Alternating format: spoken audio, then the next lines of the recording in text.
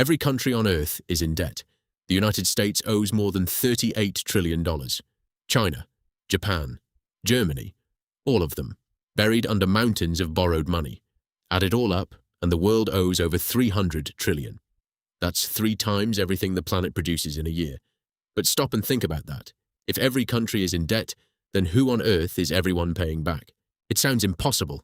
Debt only works if someone is on the other side of it, a lender holding the IOU. So if the whole world is in the red, someone, somewhere, must be holding all the green.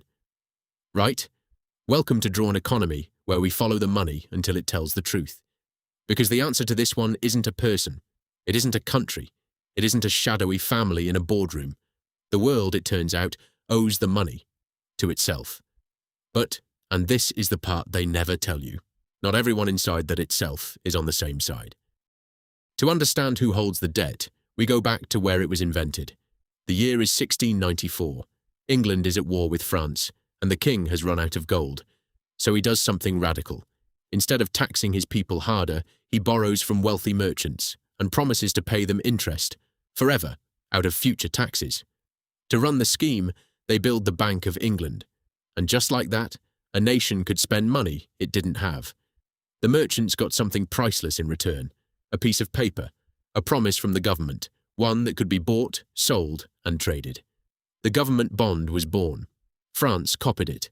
America used it to fund its own revolution. Borrowing stopped being a sign of weakness and became a sign of power. Empires used to conquer land to steal gold. Now they issued paper to collect interest. Fast forward to today, and America is the center of the whole machine. That 38 trillion, about half is owed to investors. And here's what most people get wrong. Roughly 2/3 of those investors are American. Banks, pension funds, insurance companies, the Federal Reserve itself. Only about 1/3 sits in foreign hands. Japan holds the most, then China. So when someone tells you America owes all its money to China, China holds barely 2%. Most of the money America owes, it owes to America. And the loop doesn't stop at America's border. Japan lends to the United States. The U.S. lends to Europe. Europe lends to poorer nations. And those nations park their savings right back into American bonds. It's a planetary game of hot potato, except the potato is made of promises. Every country holds someone else's IOU. Every promise is backed by another promise. Picture a poker table where every player is betting with chips they borrowed from the man beside them.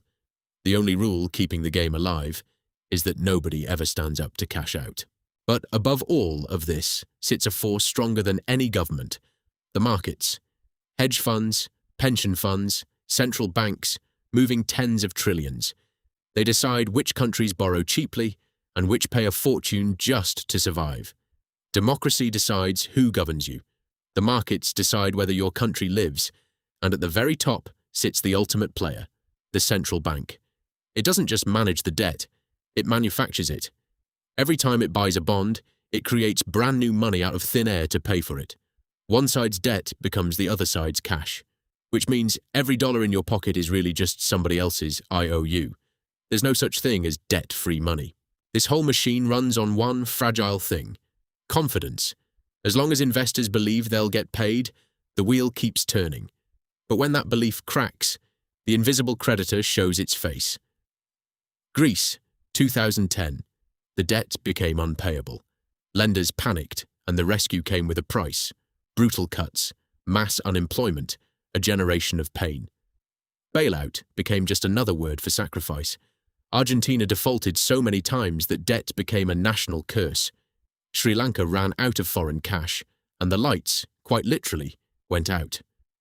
When the system breaks, you finally see them: the rating agencies, the IMF, the faceless bondholders holding whole nations by the throat.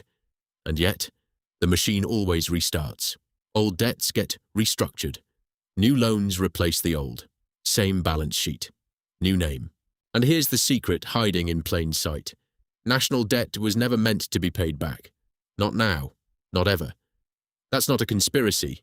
It's the plan. When you take a loan, you're expected to repay it. Governments don't. They just issue new bonds to cover the old ones. Forever. It's not a debt you pay off. It's a subscription you renew. The interest is the product. And here's the part that breaks your brain. The world needs it this way. A US bond isn't seen as a burden. It's the safest asset on earth. Banks hold it. Pensions are built on it. If America ever actually paid off its debt, the world would lose its most trusted form of money, and the whole system would seize up. So governments do the opposite. They keep the debt alive, on purpose. It's become the heartbeat of the economy, and like a shark, if it ever stops moving, it dies. But remember what I said at the start, we owe it to ourselves. That's only half the truth, because the interest doesn't flow sideways. It flows upward, from taxpayers and workers to the banks and investors who own the debt. Debt isn't just a transfer between countries, it's a transfer between classes.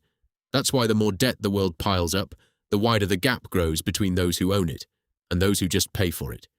So, who's the creditor? It isn't China. It isn't Wall Street. It isn't some secret family in the shadows. It's all of them, and it's us. Debt used to mean bondage. Today, it means balance. But the day that balance tips, the day the world stops believing, we'll finally remember what debt really was, a promise that could never be kept forever. If this changed how you see the money in your pocket, subscribe. At Cash Law, we follow the money, so you can see who's holding the other end. See you in the next one.